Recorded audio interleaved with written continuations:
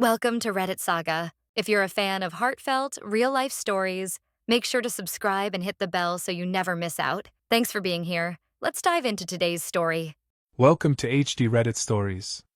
If you enjoy heartfelt, true to life stories, we'd love for you to subscribe and tap the bell. Thanks for being here. Let's get into today's story. It was a Sunday morning when my phone rang. I was brushing my teeth, halfway through a groggy routine, when the name, home, lit up my screen. I didn't expect anything urgent. Dad often but dialed me, or asked if I'd seen the remote he lost in 2007. But this time, it wasn't his voice. It was the paramedic. "He's breathing, but it's shallow. We're taking him to Mercy General. Are you his next of kin?" I froze. The toothbrush slipped from my hand and clattered into the sink. I could barely process the words as I grabbed my coat, my keys, and my shaking hands. "Yes," I told them. "I'm on my way." The drive was a blur. Every red light felt like sabotage. Every pedestrian crossing felt like a personal attack on time. My mind kept racing with memories of my dad, him humming Sinatra while making pancakes, him correcting my grammar mid-argument, him watching the same war documentary for the 100th time. Now he was in an ambulance, alone. As soon as I reached the ER, I texted my brother. "Dad collapsed. He's in the emergency room. Come now." It took 10 minutes for a response to come through. "We're busy with Margaret." That was it. No follow-up question. No. "Is he okay?" No. "What hospital?" Just a cold, clipped message with her name slapped at the end like punctuation. I stared at it, thinking surely he misunderstood.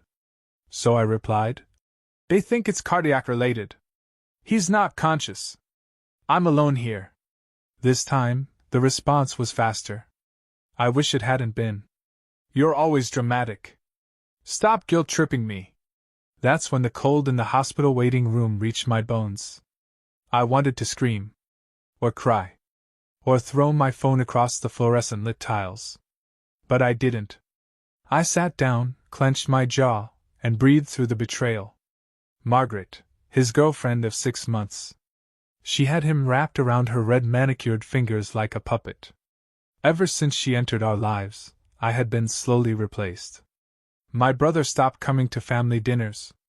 He missed Dad's birthday. He skipped Thanksgiving, said Margaret had a wellness retreat.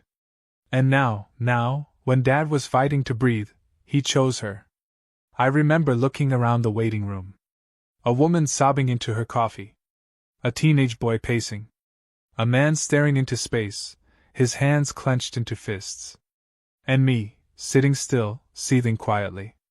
I hadn't cried yet. Not because I wasn't scared, but because my fear had hardened into something sharper. After 2 hours, a nurse called me in. I followed her down the hall, past doors with numbers and codes, until we reached Dad's room. He looked pale, tubes trailing from his arm, oxygen hissing quietly. His eyes fluttered open just a little, then closed again. I touched his hand gently. "Still warm. Still here." "I'm here, Dad," I whispered. "You're not alone." And he wasn't. I stayed. Through the blood pressure checks, through the murmurs of cardiologists, through the clatter of machines that monitored every beat of the man who raised me. I stayed, even when my brother didn't show up. That night, I got one more text from him. It read, "Let me know if it's serious. Margaret gets anxious around hospitals." I didn't respond. I didn't need to. Because in that moment, I realized something I had refused to see for years. Loyalty wasn't blood deep. It was proven in moments like these, when things fall apart, and you either show up or you don't. My brother didn't. And I would never forget that. The days after Dad's collapse blended into each other like fog. Hospitals have a strange way of making time elastic. Long stretches of silence pierced by sudden alarms, gentle nurses, curt doctors, and the constant beeping that reminds you life is both fragile and mechanical. I stayed beside him every day. I handled the paperwork, the insurance forms, the consent documents. I made decisions I was never prepared to make, like whether he should be sedated for a cardiac procedure, or who would be listed as an emergency contact. My brother? Not once did he call to check in. What he did do, though, was send me a Venmo request, a $40 charge for Margaret's birthday dinner, with the message, "Since you missed it." I stared at it in disbelief. My dad was in the ICU, and this man thought I owed him a dinner tab? I didn't reply. Instead, I opened a folder on my phone, created a new album, and titled it Receipts.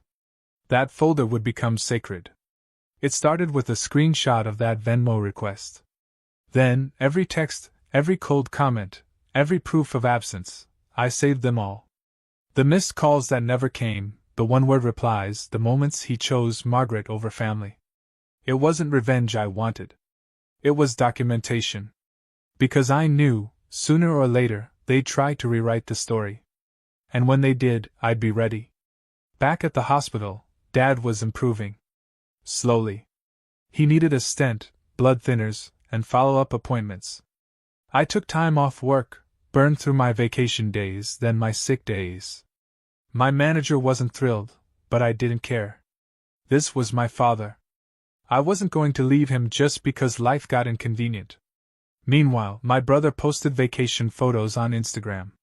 He and Margaret sipping wine in Napa. Smiling selfies at a vineyard. #grateful, he wrote. I screenshotted those too. 2 weeks in, the hospital released Dad, but he couldn't live alone yet. He needed assistance, mobility help, meal prep, constant monitoring for any signs of relapse. I offered to take him in temporarily. Rearranged my apartment. Bought a cot for myself and gave him my bed. Made low-sodium meals. Learned how to monitor blood pressure like it was second nature. I called my brother once, just once, to ask if he could pick up some medication on his side of town. His response? "I don't want to upset Margaret. Hospitals already stress her out." That was the last time I asked for anything. The narrative soon began to shift. My aunt, our dad's sister, called me one evening. "Your brother says you're blowing things out of proportion," she said gently. "He told us Dad's doing fine now.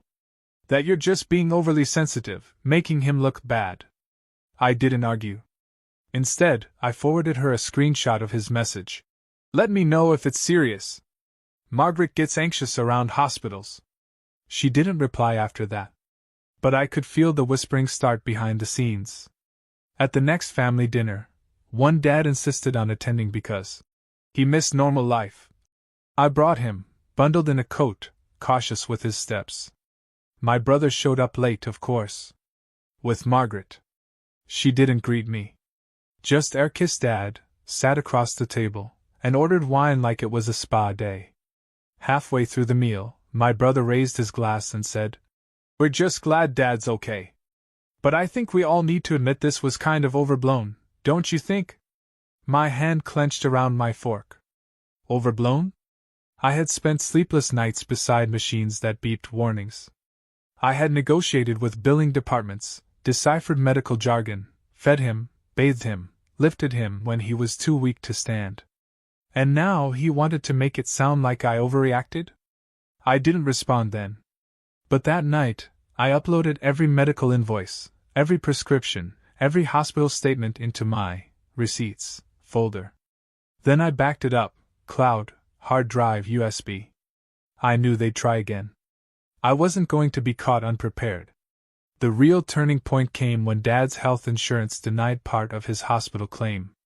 He was facing a $6,000 bill, money he didn't have. I offered to cover it. Quietly. No grand speech. No public announcement. Just paid it and moved on. A week later, I overheard Margaret telling someone at a gathering, "If it weren't for us, I don't know how he would have managed. My boyfriend really stepped up." My boyfriend. Really stepped up. I wanted to scream. But I didn't. I went home, pulled up the bank transfer receipt, and added it to the folder. That weekend, I sat down and compiled a document, 40 pages. Labeled, dated, organized. Every expense I covered. Every text. Every absence. Every lie. I didn't plan on using it. But knowing I had it? That was power. Then came the fundraiser. Margaret set up a GoFundMe titled, "Help Our Dad Recover." Our dad. They asked for $10,000. Claimed Dad had been abandoned by the system, that they were struggling to support him. Photos of him looking frail, taken without my knowledge. A sob story that made my blood boil. They raised $7,000 in 3 days. I posted one screenshot on my private account. Just one. It read, "You said I was dramatic? But here's the bill I paid when no one else did." No caption. No hashtags. Just that. Messages flooded in. From cousins. From coworkers. From distant relatives. People asked questions. Quietly, respectfully. And I answered with facts. No bitterness. Just proof. Suddenly, Margaret's GoFundMe vanished. My brother stopped replying to messages. I didn't need revenge. I had truth. And I had receipts. It started with a whisper, an offhand comment passed through the family grapevine. "You're making it all about yourself," my aunt told me one day over the phone. "Your brother said he's concerned you're overattached. That maybe caring for Dad has become more about control than compassion." That word, control, stuck in my throat like a thorn. After everything I'd done, after the nights I spent with a damp cloth against Dad's forehead, the endless pharmacy runs, the late-night calls with insurance agents, I was now being painted as the manipulative one. I didn't argue. I just smiled into the silence, nodded even though she couldn't see me, and said, "Okay." Because deep down, I'd already made a decision. I wasn't going to fight them anymore. Let them have it. Let them handle everything. Let's see how far their version of love and loyalty really went when things got complicated. That night, I sat down with Dad and gently explained that I'd be stepping back. I told him I would still visit, still call, but that my brother wanted to take a more active role. Dad looked at me long and hard, his lips tight, a familiar sadness in his eyes. He didn't say much, he never did when it came to family tension. But when I stood to leave, he squeezed my hand a little longer than usual. "I trust you," he whispered. It nearly broke me. But I smiled anyway, kissed him on the forehead, and walked out. The very next day, I texted my brother. "You're right. Maybe I am too involved. From this week forward, you can take care of Dad's needs. I won't interfere," he replied within 5 minutes. Finally. "Thank you. Margaret and I were saying this for weeks." That's all I needed. For the first time in over 3 months, I allowed myself to sleep through the night. No alarms. No late-night thermometer checks. No tracking pills in a plastic organizer. I breathed. I stretched. I even went to brunch. It was almost peaceful. Until the first call came. "Hey, did you cancel the meal delivery service?" my brother asked, sounding irritated. "Yes," I replied calmly. "It was under my name. I figured you'd want to set up your own." Pause.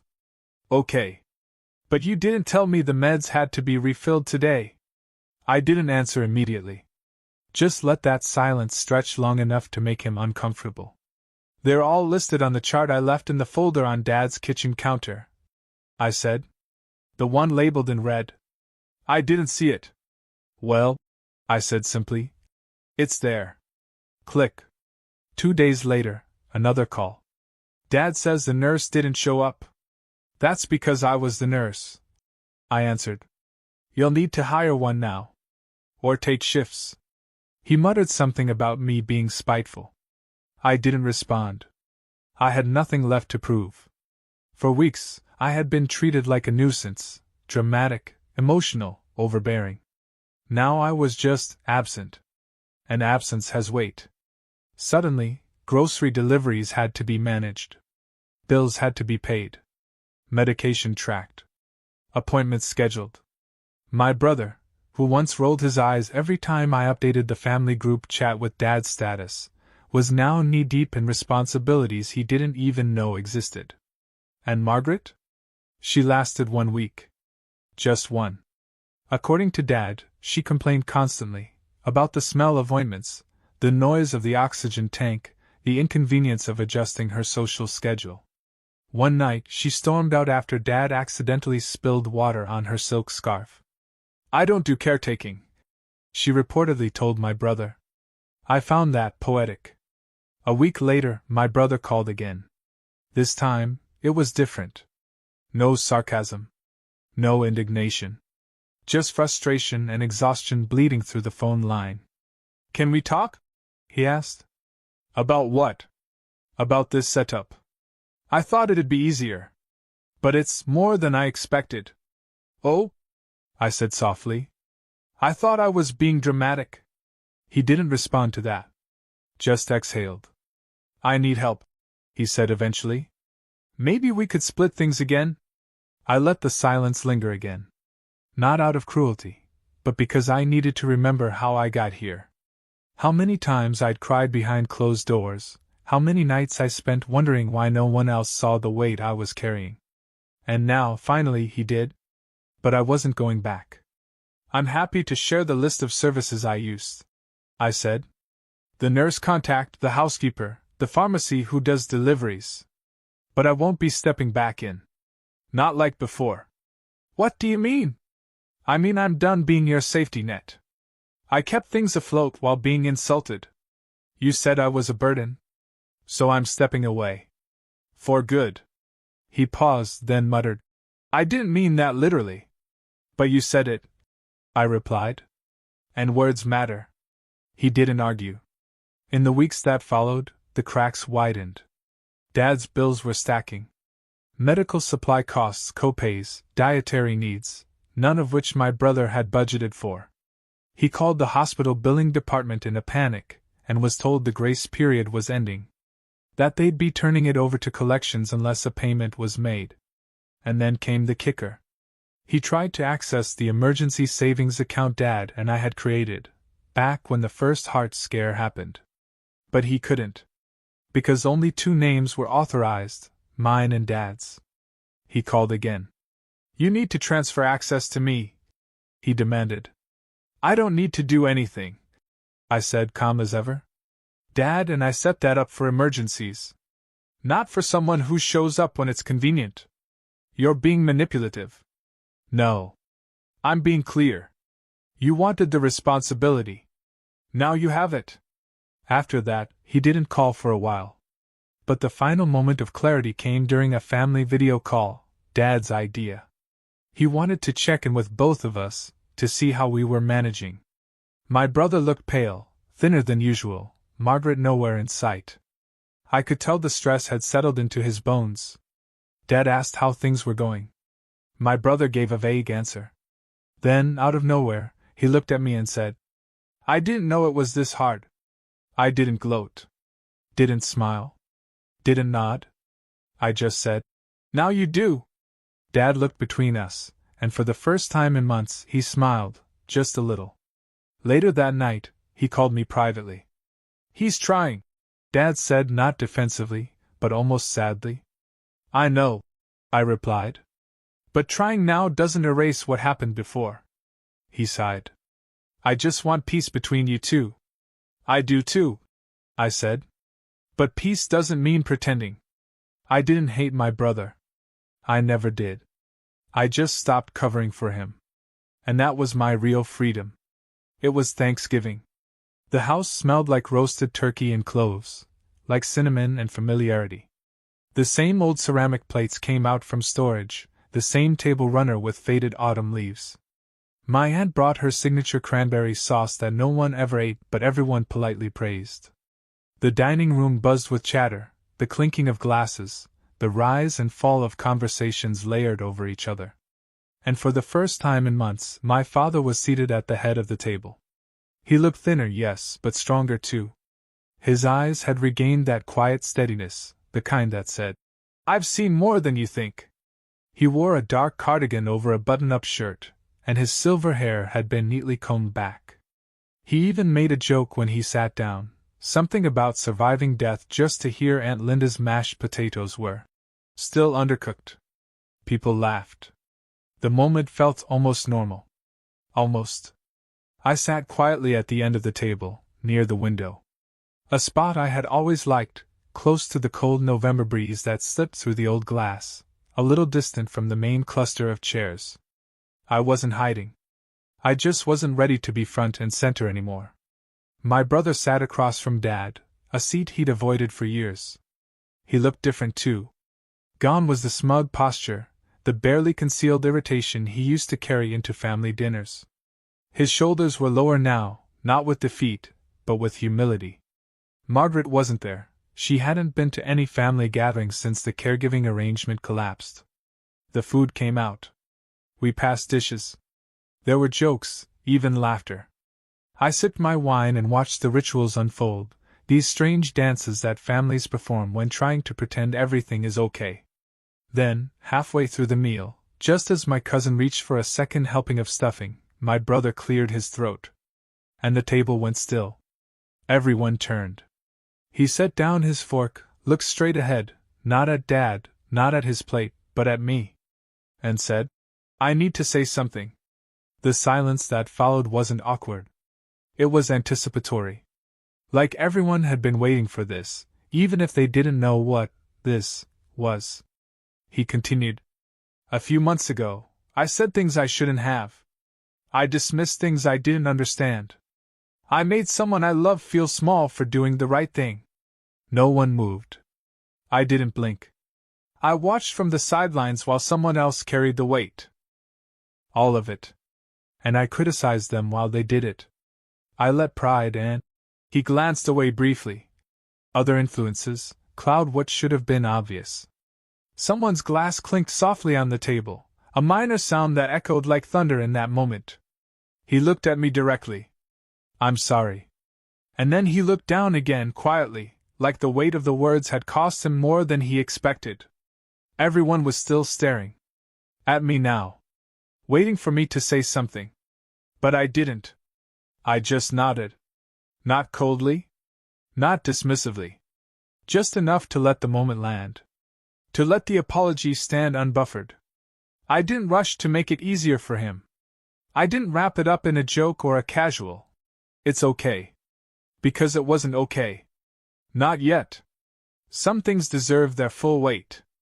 And some silences are louder than any reply. The rest of dinner moved on. Slowly. Carefully. As though the room had shifted and everyone was trying to find their footing again. But something had cracked open, something honest, raw, and necessary. After dessert, I stepped outside for air. The chill bit at my fingers, and I welcomed it. My father came out a few minutes later, his steps measured, his breath visible in the cold. He stood beside me on the porch, looking out at the street where the leaves had started to curl at the edges. "He meant it," Dad said quietly. "I know." I didn't think he'd ever say it out loud. Me neither. We stood there in the cold, two people stitched together by blood and grief and 100 quiet nights filled with unsaid things. "You handled all of this with more grace than I could have," he added. "I didn't always feel graceful," I said. "That's the thing about grace," he replied. "You don't feel it. But others do." A soft gust of wind passed between us. Somewhere down the street, a child laughed. A dog barked. Life, continuing as it does, indifferent to our private climaxes. Inside, the others were starting to gather their coats, thank Aunt Linda for hosting, hug each other goodbye. My brother caught my eye through the window. I didn't smile, but I didn't look away either. There was something in that look, an understanding, maybe. A truce. Later that night I got a text from him. "Thank you for letting me try. I don't expect things to be fixed. But I'm here now. And I'll keep showing up." I didn't respond. Not because I was angry. But because I believed him. And for the first time in a long time, belief was enough. For a long time, I believed that love meant staying. That being a good child, a good sibling, a good person, meant showing up over and over again, even when it hurt, even when no one acknowledged the weight you carried. I thought that if I just gave more, tried harder, sacrificed more of myself, then maybe I'd earn something back. Recognition. gratitude, respect, something. But that's not how life works. Love, real love, isn't measured by how much you endure in silence. It's measured by the boundaries you protect, even from those you love most. It's knowing when to step forward, and when to step back. This story, at its core, isn't just about family. It's about identity. About learning to define your worth without waiting for others to validate it. It's about choosing dignity over appeasement. Because there's a very specific kind of pain that comes from being constantly needed but never appreciated. You become invisible in plain sight, a lifeline for others who never once think to ask if you're drowning too. And for a while, I lived in that space. I picked up the pieces. I answered the late-night calls. I cleaned up the messes. I was the reliable one, the steady hand, the responsible sibling. And they resented me for it. Because responsibility, in families like mine, is rarely rewarded. It's expected. It becomes the standard against which everyone else gets to measure their effort, without doing the work. But when I stepped back, truly stepped back, I realized something powerful. Absence reveals truth. When you stop carrying everything, you get to see who tries to lift what's left behind. And sometimes, no one does. Sometimes they flounder. Sometimes they fall apart. And sometimes they finally begin to understand the weight you bore without complaint. That's what happened with my brother. It wasn't punishment. I didn't step away to get back at him. I stepped away because I was no longer willing to be the emotional sponge for everyone's avoidance. I needed to reclaim space for myself, to grieve in peace, to heal without bitterness. And oddly enough, it was in that silence that change began. People learn from discomfort more than from confrontation. When he was finally forced to sit in the space I once occupied, he saw it for what it really was: exhausting, messy, thankless. But also deeply human. He realized that showing up isn't about grand gestures. It's about consistency, humility, and the willingness to stay when things get inconvenient. And that's another lesson this journey taught me: you cannot force accountability. You can only create space for it to grow. Sometimes that means not answering the phone. Sometimes it means letting others fail. Sometimes it means saying no, and letting the silence do what words cannot. It also taught me the difference between guilt and responsibility. Guilt tells you that you're bad for not doing more. Responsibility reminds you of your limits, your priorities, your humanity. And those limits matter. You can't pour from an empty cup, and you can't keep setting yourself on fire to keep others warm, especially when they wouldn't do the same for you. So, what's the life lesson? It's this: you are allowed to choose peace over obligation. You are allowed to protect your time, your energy, your heart. You are allowed to say, "I've done enough," even if others disagree. You are allowed to grieve the role you hope someone would play in your life, and then move forward without them in that role. Forgiveness doesn't always mean reconnection. Sometimes it means letting go of the fantasy that they'll ever be who you needed. And learning to live anyway. And love anyway. And heal anyway. At that Thanksgiving table, when my brother apologized, I didn't respond, not because I didn't care, but because I wanted the moment to be his. Apologies should not be extracted or performed under pressure. They should be chosen. I gave him the gift of silence, not as punishment, but as witness. I let his words exist in the space between us, heavy and honest. And in doing so, I freed myself from the cycle. So here's what I'll leave you with. If you're carrying too much, put it down. If you're always the one stepping up, take a step back. If you're waiting for someone to notice your sacrifice, stop. Notice yourself. Acknowledge yourself. And never, ever apologize for demanding respect. Sometimes, walking away isn't the end of love. Sometimes, it's the beginning of self-respect.